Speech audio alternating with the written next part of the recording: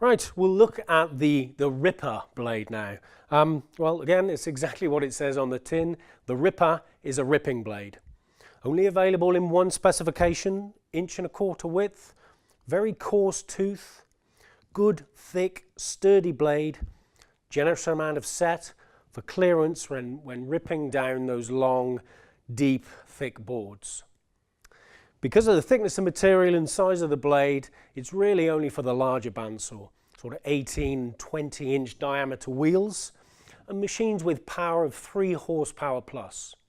So if you've got a machine of that kind of size and specification, this is the blade for slicing down those big boards and ripping down the length. So the Ripper blade, large teeth, elongated wide gullets which help with waste clearance, a generous amount of tooth set, helping clear the waste as you're slicing down those large boards, and a blade that can actually be resharpened a number of times.